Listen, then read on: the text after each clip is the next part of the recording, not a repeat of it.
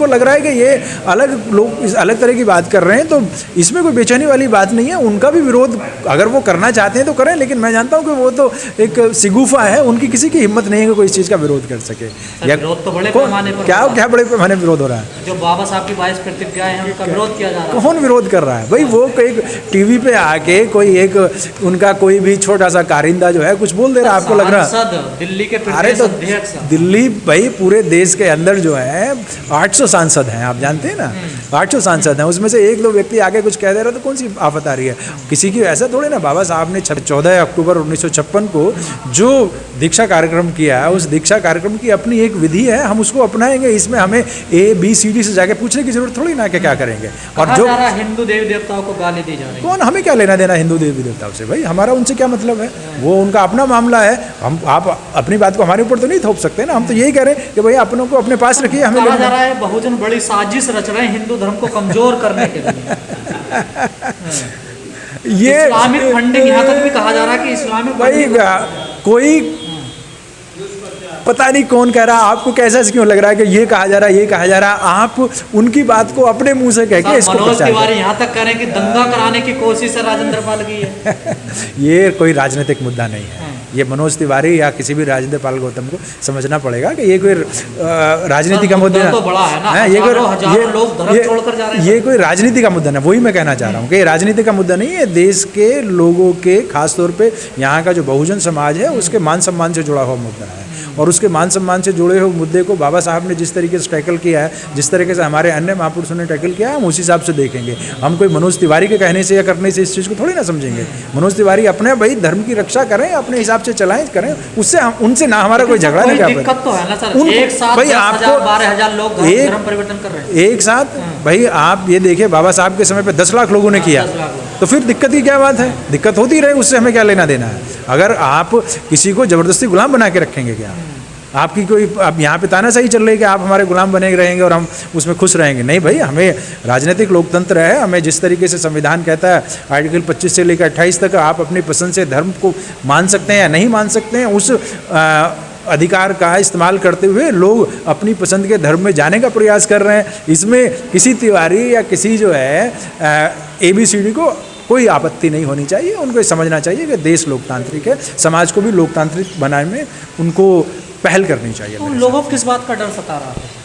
ये डर उनका है कि क्योंकि देखिए जातिवाद इस देश में अब रुकेगा नहीं। जातिवाद को देर सवेर ध्वस्त होना है, और जातिवाद ध्वस्त होगा तो जिन लोगों ने जाति को बनाया था, जिन लोगों ने जातिवाद के आधार पे यहाँ पे एक तरीके से कहें कि फ्री का खाया है, मेहनत नहीं करनी पड़ी, दूसरों को अपने हिसाब से चलाते रहे, बहकाते रहे, तो उनका जो प्रपंच है वो बह जाएगा, सब ढह जाएगा। इसलिए उनको डर लग रहा है कि अपने किलो को बनाए रखें। वो लेकिन अब बना के रख नहीं सकते। बाबा साहब मोहन भागवत कह रहे हैं सबका DNA एक है। DNA तो सब जानते हैं ना कि पूरे भाई DNA एक है, अच्छी बात है DNA एक, हम भी कहते हैं अच्छी DNA एक है, लेकिन ये DNA एक है तो फिर एक जैसे व्यवहार क्यों नहीं हो रहा है? अगर एक जैसा व्यवहार होने लगे तो फिर कोई प्रॉब्लम नहीं। हम कोई जाति व्यवस्था हम लोगों ने थोड़ी ना बनाई है। मोहन भागवत उनसे कहें जिन्होंने जाति व्यवस्था बनाई है और जाति व्यवस्था को मान रहे हैं, उनके लिए कहें कि भाई आप गलत कर रहे हो, आपको इस चीज़ की सज़ा मिलेगी। बाकी तो भाई हम लोग तो जाति के शिकार लोग हैं, हम लोग तो जाति से परेशान हैं। आप लोग हिंदू राष्ट्र नहीं बनने दे रहे हैं। किसका हिंदू राष्ट्र? भाई जिनको हिंदू राष्ट्र बनाना है वो बनाए, हमारा क्या लेना है हिंदू राष्ट्र से? हम जानते नहीं उनको भाई। सर इतनी बड़ी आबादी आपके ऊपर तो सारा टिका हुआ ही है। हमारे का मतलब हमारे से मतलब किसका? मतलब बहुजन 85%। बहुजन से क्या मतलब है उसका? 15% रह जाएंगे। तो वो 15% रहे, 5% रहे, 3% रहे, उनका भाई उनको लगता है कि उन्हें अलग राज्य चाहिए तो उनको दे दो, उसमें क्या प्रॉब्लम है? हमें नहीं, ये उनका इशू है, हमारा इशू नहीं है। मतलब लेकिन हम चाहते हैं नहीं चाहिए, हमें बाबा साहब के बनाए हुए संविधान के द्वारा देश के हर व्यक्ति को अपनी पसंद से धर्म मानने का अधिकार है।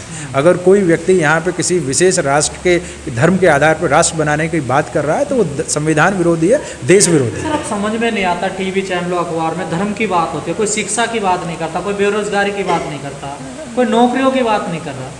ये धर्म सबसे बड़ा हो गया क्या सर? देखिए भाई, हर व्यक्ति अपने हित की बात करता है।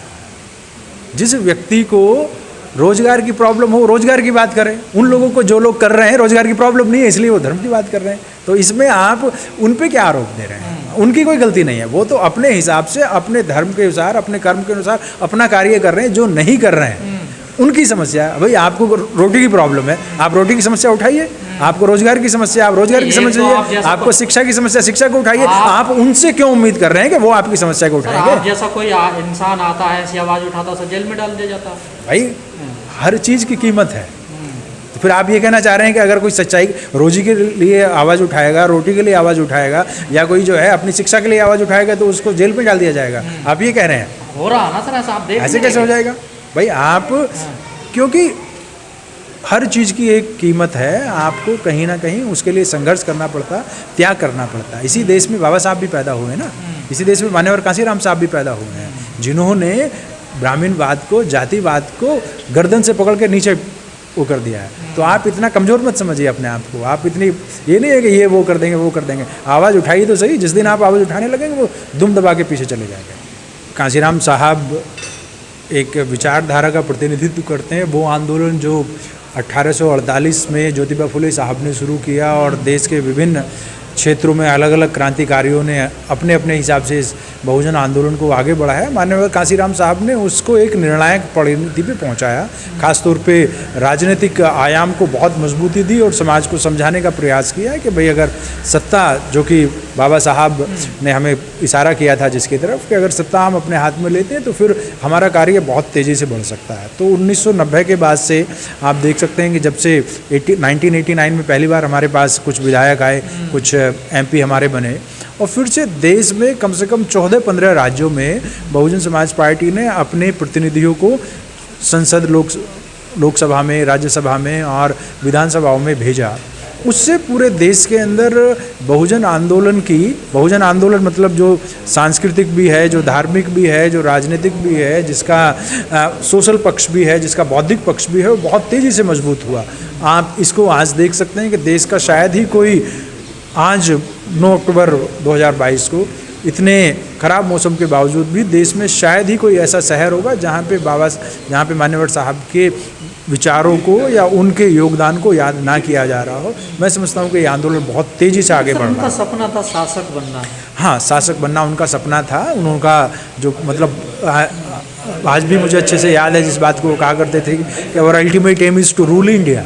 लेकिन ruling India is a long process. उसमें जो है आप ये नहीं कह सकते हैं कि भाई आपको कोई सीधी लाइन है, आज हमने डिसाइड किया और अगले चुनाव में उस तक पहुंच जाएंगे। खुद वो कहते थे कि भाई हमारा ये आंदोलन है, इस आंदोलन में कभी राजनीतिक सफलता मिलती है, कभी असफलता मिलती है, और क्योंकि राजनीतिक आंदोलन है तो इसलिए हम खत्म नहीं हो जाते हैं। अगर आंदोलन कमज़ोर हो गया, नहीं, राजनीतिक आंदोलन कमज़ोर इसको इस रूप में नहीं कह सकते हैं कि हमारी जो क्षमता है या हमारी जो ताकत है या हमारा जो महत्व है उसको पहचानने का, उसको मापने का तरीका संसद या विधानसभाओं में हमारी सीट मात्र नहीं है, बल्कि उसको मापने का तरीका ये होगा कि हम लोगों में कितनी जागृति लेके आ पाए हैं, बहुजन आंदोलन को कितने लोगों तक समझा पाए हैं। और अगर इस आकलन, राजनीतिक सफलता भी एक उसका मापदंड है, इसमें कोई शक नहीं है, लेकिन सिर्फ उसके सहारे अगर हम इस आंदोलन को कमज़ोर या ताकतवर समझेंगे तो शायद सही निष्कर्ष पे नहीं पहुँच पाएंगे। सामाजिक आंदोलन भी कमज़ोर हो रहा है ना सर? नहीं, ये आप किस आधार पे कह रहे हैं कि सामाजिक आंदोलन कमजोर हो रहा है? क्यों नहीं समाज इकट्ठा हो रहा है? समाज कमजोर है तभी तो इकट्ठा नहीं है ना। कमजोर है, लेकिन कमजोरी के बावजूद भी आज लाखों करोड़ों की संख्या में लोग बाबा साहब, ज्योतिबा फुले, सावित्रीबाई फुले और हमारे अन्य नायक नायिकाओं के विचारों से प्रभावित होकर अपने जीवन को बदल रहे हैं। आज आप कोई ऐसा क्षेत्र लाइफ का बता दें, सामाजिक क्षेत्र में, आर्थिक क्षेत्र में, बौद्धिक क्षेत्र में, जहाँ पे बहुजन विचारधारा का प्रचार प्रसार नहीं हो रहा है। मोदी जी भी कहते हैं मैं भी उनके विचारों को फॉलो करता हूँ बाबा साहब। हाँ, तो मोदी कह रहे हैं तो अच्छी बात है, इसमें क्या प्रॉब्लम है? अगर उनको वो कह रहे हैं और लग रहा है उनको, तो ये आपके विचारों की, आपके आंदोलन की ताकत है कि उनको भी मजबूरी में कहना पड़ रहा है। कहने की बात ये है, अगर वो भाई इससे पहले तो लोग नहीं कह रहे थे। इंदिरा गांधी के समय में तो इंदिरा गांधी नहीं कह रही थी कि मैं बाबा साहब के उसका हो रहा हूँ, या राजीव गांधी को तो कहने की जरूरत नहीं पड़ रही थी, या नरसिम्हा राव को तो कहने की जरूरत नहीं पड़ रही थी।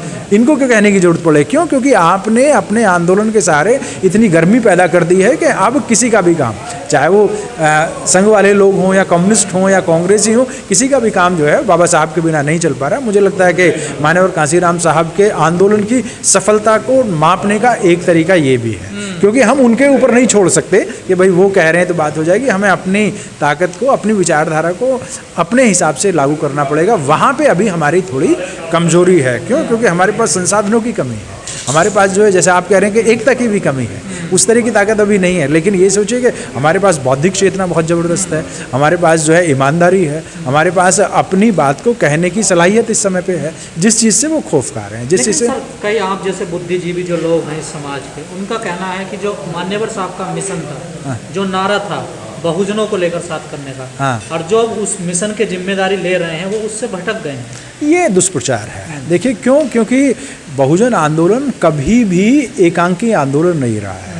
बहुजन आंदोलन में राजनीति एक दूसरी चीज़ होती है सिर्फ, लेकिन इसको राजनीति के रूप में देखा जाएगा। भाई जो हमारे पढ़े लिखे लोग हैं, एम्प्लॉयज़ हैं, उनको भी तो इस चीज़ को देखना पड़ेगा, या हमारे जो सामाजिक संगठन है उनको भी देखना पड़ेगा, या हमारा जो धार्मिक आंदोलन है उसको भी देखना पड़ेगा। अगर ये आंदोलन अपनी भूमिका को ठीक से निभा रहे हैं और राजनीति मान लिया ठीक से नहीं भी हो पा रही है, जिस चीज़ की तरफ इशारा करने का प्रयास किया जा रहा है, तो फिर तो कोई बात नहीं, एक राजनीति को बदल के आप दूसरी राजनीति कर लेंगे। लेकिन मामला तो वहाँ पर ऐसा हो नहीं पा रहा है। अगर मान लिया बहुजन समाज पार्टी कमज़ोर भी हो जा रही है, तो भाई अगर समाज की ताकत बहुत ज़्यादा हो तो वो हो सकता है कि दूसरा विकल्प कर ले। ऐसा तो है नहीं ना। जैसे आपको लगता है समाज की ताकत ज़्यादा है, राजनीति में हम कमजोर हो रहे हैं, या हाँ, दोनों मतलब कमजोर हैं? नहीं, अभी समाज की ताकत बढ़ रही है, सामाजिक चेतना बढ़ रही है, राजनीतिक चेतना उतनी मजबूती से नहीं बढ़ रही है जितनी मजबूती से उसको बढ़ना चाहिए। उसका एक कारण ये भी है कि जो हमारा प्रतिद्वंदी है, विरोधी है, उसने साम दाम दंड भेद की नीति के द्वारा अपनी ताकत को ज़्यादा बढ़ाया है। लेकिन उस ताकत को का मुकाबला करने के लिए अगर हम राजनीति में सफल नहीं हो रहे तो समाज नीति में सफल हो रहे हैं।